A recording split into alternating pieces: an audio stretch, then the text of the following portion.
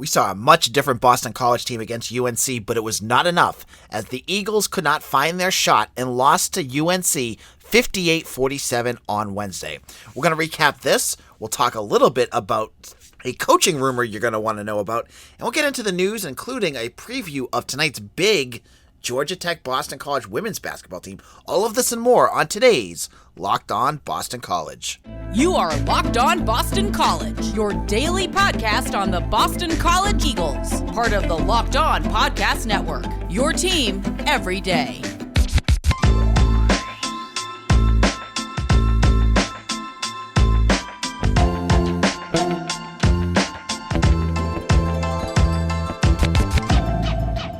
This is Locked On Boston College. I am your host, AJ Black. If this is the first time you've listened to my show, I want to welcome you. Locked On Boston College is a daily Boston College podcast. We do this 5 days a week. And if you have checked this out, I hope to give you all the news and info that you want for Boston College sports. I have guests. I have all sorts of goodies that you're going to want.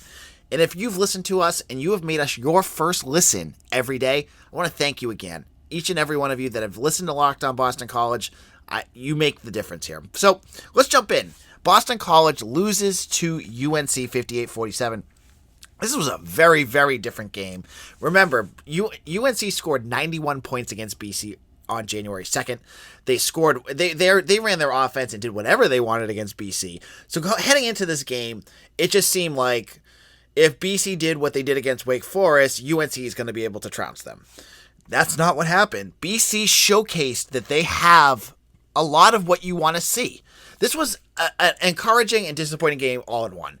Encouraging because the defense was miles better than what we saw last time. I mean, last game, as I said on our post, 4 players scored double digits for UNC. This game, Caleb Love, he hit, I think he was like 5 of 16 or something like that. And they made him a star of the game, but he really wasn't. I mean, he really struggled offensively for UNC at major points in this game. But, I loved the way the defense played. They were all over everything. There were just a few things that they couldn't stop. Armando Bacot and Bacot, he had 18 rebounds in this game. And BC, when they needed to make stops, just couldn't do it. So, BC, they hung around this game for a long period of this, for most of the game, because UNC just couldn't find their shot. UNC won for the first time, I think, in 18 games when they were shooting under 30%. So BC's defense was all over them. Credit to Earl Grant and that staff for figuring out how to adjust your defense. And to do it on the road, that was impressive. Now, the offense was a mess. Again, they just could not find their shots, and they weren't able to score in the last 7 minutes of the game. I mean, I'll get into another issue in a moment, but in the grand scheme of things, that was the difference in this game. If Boston College scores a couple baskets in that last 7 minutes, they're in this and they could win.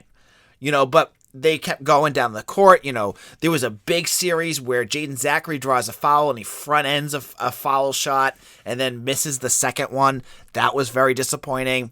There was a couple fruitless attempts by DeMar Langford, who just didn't look like he was very confident at all with his shots.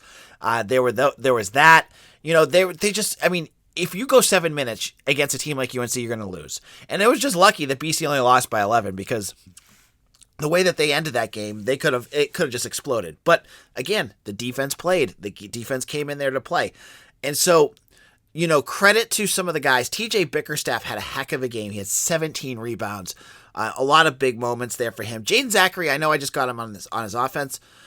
He is a glue guy for that defense. He is a guy that's diving for balls, making big plays, and making, those things that don't really show up in the stat book for Boston College, but he does it day in and day out. And I think his shots will fall.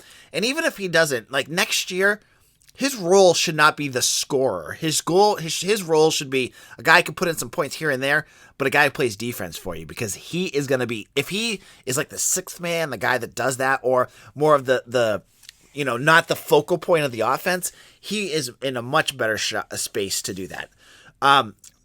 Quentin Post and James Karnick, Quentin Post led in scoring, but both guys, they had no answer to Armando Bacot in terms of rebounding. I thought, I know Post led with 10 points, but that was it. Now, one of the other issues. So, first of all, before I get into this, this is not blaming the refs for BC losing this game. not scoring for 7 minutes and shooting 30% from the field. That is on Boston College. They lost because of that. But UNC and the refs did not do much to help them there, as at one point I tweeted out UNC had outshot free throws against BC 20-2. Now, yesterday there was a big hubbub, and I think Clemson's head coach Brad Brownell made a big stink of it when Duke outshot free throws against Clemson 13-1. Now, let me tell you again, it was 20-2 at one point for Boston College. I mean, 13-1's bad. 20-2 is pretty bad too. And in the end, it ended up being 25-8 in terms of UNC. UNC was getting calls all over the place. I just think back to, and you know, I'm watching it because I'm not in Chapel Hill, so I can't tell you exactly. But the one play that I thought, I was like, oh my God, come on, was the second half. And Manick, their big center, was going up for a rebound, and then just sort of fell over his own legs. And then they called a foul on James Karnick on that. And I mean, just watching it, it didn't look like Manick was anywhere near James Karnick on that play. It looked like he just kind of stumbled. And they called a foul on him, on Karnick. That was the kind of plays they were calling all night. Now, when you're going to complain about the refs, the first things you want to look at is, you know, in years past, BC would get outshot at the free throw line because Jim Christian would have their shooters, you know, pulling up and taking three-pointers all night. And yeah, you're not going to get free throws if you're just going to take jump shots all night. BC was being aggressive. They were going at the rim, and they weren't getting calls. And every time UNC sneezed, they were getting a foul shot. So that was irritating at points. And you know what? It's interesting to see, and I'd love to hear what, and I'm recording this while the press conference is going on because I have a few other things I have to get to, but I'd love to hear what Earl Grant's thoughts were at that, because I don't think any of us would have blamed him if he got teed up or thrown out of that game, because it was very frustrating to watch at times when BC was doing the same things that UNC was doing and not getting any of the calls. And I know it's Tobacco Road. This is the kind of stuff that they get. And, you know, Duke and UNC, they get gifts from the refs for this kind of stuff. But, you know, when your team is actually playing well, it's frustrating. Now, we've seen, you know, this was a game after BC just lost by 30 points to Wake Forest. They lost to UNC by felt like 30 a couple weeks ago. They didn't need the refs to hand them this game. But it wasn't because of the refs. As I said before, BC lost this game. It was just irritating because there was other factors. The refs were definitely a factor in this as well. So the Boston College, they get their next game. That will be on Saturday against Pitt. Now, Pitt has won a few games. They just beat Syracuse a couple games ago. They won again recently, so they're playing much better. Now, the bigger question will be, will this game ever happen? Or at least happen on Saturday, because according to forecasts, it looks like a big blizzard's coming in, and it's coming in Friday night into Saturday, and I believe the game's at noon, so that's going to be tough. So I don't know if Pitt's going to come in early, they're just going to cancel the game and postpone it, whatever. But keep your eye on that. The weather definitely could impact Saturday's matchup. I heard over a foot of snow up in the Boston area, so we'll have to check that out. Now, in a moment, one of Boston College's coaches is popping up in new coaching searches. I'm going to talk all about who is looking after this coach. This is it, the putt that could win you the tournament. If you sink it, the championship is yours, but on your backswing, your hat falls over your eyes. Is this how you're running your business? Poor visibility because you're still relying on spreadsheets and outdated finance software? To see the full picture, you need to upgrade to NetSuite by Oracle. NetSuite is the #1 cloud financial system to power your growth. With visibility and control of your financials, inventory, HR planning, budgeting, and more, NetSuite is everything you need to grow, all in one place. With NetSuite, you can automate your processes and close your books in no time while staying well ahead of your competition. 93% of surveyed businesses increase their visibility and control after upgrading to NetSuite. Over 28,000 businesses already use NetSuite. For the new year, NetSuite has a new financing program for those ready to upgrade at netsuite.com/locked. Again, head to netsuite.com/locked for the special one-of-a-kind financing offer on the #1 financial system for growing businesses. Again, that's netsuite.com/locked. This is Locked On Boston College. I am your host, AJ Black. I'm also the editor and publisher of bcbulletin.com. I also run a forum, or message board, if you will, called the Maroon and Gold Forums. It's got a free section and a pay section. The pay section goes to premium members of BC Bulletin. You can become a premium member if you'd like. It's only $1 for the first month.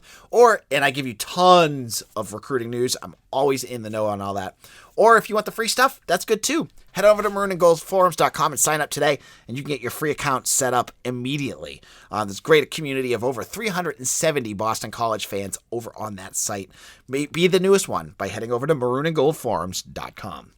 All right, so on Wednesday, I reported a new thing to keep an eye on in terms of the Boston College coaching staff, as Tem Lukabu, the defensive coordinator for the Eagles, has been listed as one of the 4 finalists for the Notre Dame defensive coordinator position. Now, Marcus Freeman is the new coach at Notre Dame, and as you know, Al Washington, former Boston College defensive lineman, is his defensive line coach. They don't have a defensive coordinator yet. Interesting. I find that funny that they have some of the positional coaches, but they don't have the coordinator for that position. But anyways, I digress. I talked to Brian Driscoll of Irish Breakdown, who is a very connected journalist who covers Notre Dame. He knows a lot. I knew about Phil Dracovic transferring to Boston College before it was announced, because Driscoll is so connected with some of the factors in that situation. But he tells me that there's 4 finalists for the Notre Dame defensive coordinator position, and that is Al Golden, who many of you remember was a former Boston College defensive coach. He was a coach at Miami, Temple. He was with the Lions as a tight ends coach, and he was the linebackers coach for he is a linebackers coach for the Cincinnati Bengals. I always forget they're still in the playoffs. But he is a finalist, along with Joe Rossi, who is the defensive coordinator for Minnesota, one of the better coordinators in the country. Doug Belk, who has one of the best passing defenses in the country for the University of Houston. And Tem Lukabu. Now, Lukabu, if you remember, he is in his second year with Boston College. He was hired along with Jeff Hafley. Hafley hired him to be his defensive coordinator. They had a connection through Rutgers and knew each other for a while. And he's done a great job. I mean, what you've seen him bring to this defense has been impressive. Now, they went from, in Steve Adazio's final year, they were 101st in the country in scoring defense. 2 years later, they're 31st. The pass defense went from 122nd in 2019 to 3rd last year. 3rd. That is, I know that they weren't perfect, but that's impressive that the pass defense has gotten that good. So Lukabu, he's, just 40 years old. He's a younger coach. He's got NFL and college experience, and it's just a matter of time before a bigger program goes knocking. And right now it's Notre Dame. Now, I've been told he's probably not the first choice for the Irish. I don't know who the number 1 choice is and number 2, but I get the sense from talking to some of my sources, he's in the back half of that their priority list. Notre Dame, when they go knocking, they get what they want. And looking at the 4 guys that are in the running, I have to imagine all 4 of them would say yes to that job. That's like a primo job. That's one of the top defensive coordinator positions. I mean, look at what happened to Marcus Freeman, right? Freeman went from just, a defensive coordinator at Cincy to defensive coordinator at Notre Dame for like a year or 2. Boom. He's now the top head coach hire of the offseason, even when there were some other bigger names. So I think someone's going to take it, and I don't think it'll be Lukabu. So luckily that will be good. Secondly, the other position I just saw was that Michigan defensive coordinator Mike McDonald is heading to the NFL. That's funny because Jim Harbaugh's defensive coordinator is going to John Harbaugh. The brothers, I don't know. I wonder how upset Jim is at his brother for stealing his prized possession, because, I mean, Jim McDonald did an excellent job of turning that Michigan defense around after Don Brown struggled at the end of his tenure in Ann Arbor. Now, I haven't heard Lukabu's name. I honestly haven't seen a list of potential replacements yet. But you have to imagine this is, again, another position. Will they look at Tem Lukabu? I mean, all the schools that I think I'm like, oh man, that's another one that could potentially go for a guy like him. Michigan could be one of those schools. Could they look at Lukabu? So, even if Notre Dame doesn't hire him, we'll have to watch the Michigan position, see who they hire, because there's a possibility as well that they could look at Lukabu as well. And I think Lukabu has really, ratcheted up his profile. He is one of the better defensive coordinators. I know some people after 2020 weren't big fans of him, but I think he proved a lot of haters wrong in 2021. And I think next year, when he has even more of his guys in there and less of Steve Adazio's, it's going to be even better. They got Jaden Woodbay coming back. They've got Josh DeBerry. They've got a bunch of different guys that could really step up for them. So we'll have to wait and see. Now, if he was to leave, let's just pretend for a second, who would take over that position? Now, there's two schools of thought here, right? There is that they could just, go from within. Like I said, with the offensive coordinator position, they could go with someone like Joe Daly at offensive coordinator. But on the defensive end, it could just be Azar Abdul-Rahim. He's the associate head coach right now and the defensive backs coach. Could they just make him defensive coordinator and assistant head coach? I mean, our associate head coach, they could. Or do they look outside the organization? And the name that always pops up for me is Anthony Campanile. Anthony Campanile was a name that I know was popped up quite a bit when Lukabu was hired. He was just fine. He's part of that staff in Miami with Brian Flores that was just let go. So he has no job right now. Would Hafley go with him? I mean, who knows? I mean, we're just projecting at this point. We don't know even if Lukabu is going to leave, but it's always fun on a podcast like this to do that. Now, in a moment, we're going to go over the news. I'm going to preview quickly what's going to happen on Thursday night when BC women's basketball takes on Georgia Tech and get everything in between. BetOnline would like to wish you a happy new betting year as we continue our march to the playoffs and beyond. BetOnline remains the #1 spot for all the best sports wagering action for 2022. New year and a new updated desktop and mobile website to sign up today and receive your 50% welcome bonus on your first deposit.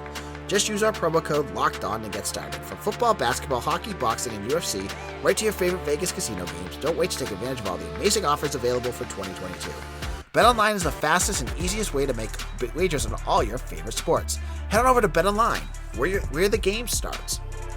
Hey Eagles fans, this is AJ Black with an incredible app everyone who buys gas needs to know about. GetUpside. My listeners are earning cash back for every gallon of gas every time they fill up.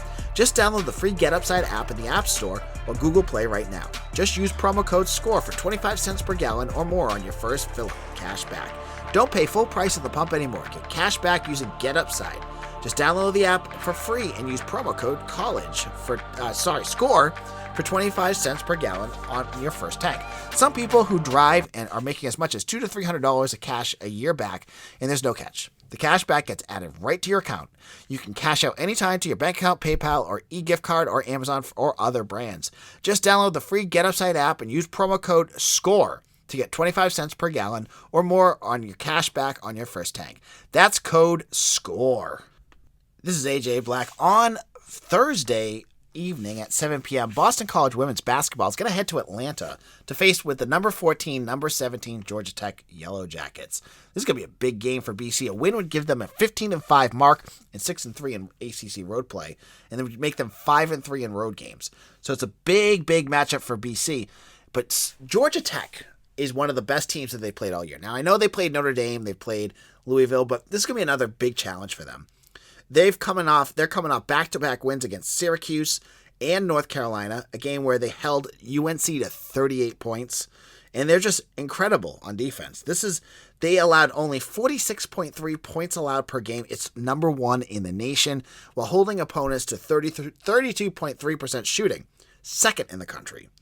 Now, Boston College, they are an offense, and I said on earlier podcast this week, BC is 11-0 when they scored 75 points. That would be a Herculean effort against this Georgia Tech defense because, as you just saw, I mean, like I just said, they let up 38 points to UNC. UNC scored 38 points against Georgia Tech. So they're going to have to play defense. There's no way they're going to score 75 points in this game. So this is going to be a tough one for BC, but this is the game you got to circle because it's a winnable one. Like I like good defenses, but BC's got some good offenses. They might be able to counteract this and pull off a win because I think Georgia Tech is beatable. This is not like the Louisvilles or the NC States on their schedule where you're looking at that going, okay, automatic loss for the women, but this is a game they could win. They could win this game. So, keep your eye on this. It's a 7 p.m. game. It's on the ACC network. You can check it out. So hopefully they win because that would really solidify their place in the in the NCAA tournament. Now, In terms of recruiting, it's been quiet for Boston College. I mean, Jeff Hafley, in his final press conference of the 2021 season, said that the 2022 class is not done yet. I haven't seen much to say that that's correct. They haven't had anyone on campus the last couple of weeks. This weekend with the snowstorm, I've been told that they're not really pushing for many. It's really quiet with BC recruiting, but they have a whole bunch of new offers out. You can check it all out on bcbulletin.com. I've been interviewing kids. I've got I'll have another interview out today with another recruit that's been talking about Boston College. I have all the offers up on Maroon and Gold forums. They've been busy. It's just they haven't had them on campus yet, which I think is an interesting move. I mean, Rutgers and Penn State, they've had all these junior days. BC hasn't done anything. And I'm interested to see what their philosophy is. And I'll continue to I'll dig and see what I can find for that. Finally, a little NFL, Eagles in the NFL news. Harold Landry was named to the Pro Bowl. Harold Landry has become one of the best pass rushers in the country. You know, he finished last season with 12 sacks and, some big time moves. I mean, he had a sack against Joe Burrows in the playoffs. Congratulations to Harold Landry. When he dropped to the second round of the NFL draft, I always thought those teams are gonna, bite themselves in the butt for or kick themselves in the butt for not picking him, because when he was at Boston College, he set all those sack records. He looked legit. And I don't know whether it was his workouts or his interviews or what it was that pushed him back. But he just seemed like a slam dunk, like a guy that could do a whole bunch of things on pass rushes, and he's done everything you'd ask. I mean, he is one of the most disruptive players he's probably the most disruptive player on Tennessee, and one of the best pass rushers in the country. So congratulations to Harold Landry. You like to see him doing well, and that'll be it. Now, on tomorrow's show, we'll recap the Georgia Tech game. We'll preview the weekend and sports, including hockey and everything in between. Thank you all for listening. My name is AJ Black. You can follow me on Twitter at AJBlack_BC. You can follow my site at LockedOnBC, the podcast, and at BC Bulletin. Thank you all for listening. Make sure to follow us on YouTube. And if you haven't done so already, give us a 5-star review on Apple iTunes. It really does help us out and helps other people find our podcast. Thank you all for listening, and we'll see you all again soon. Take care.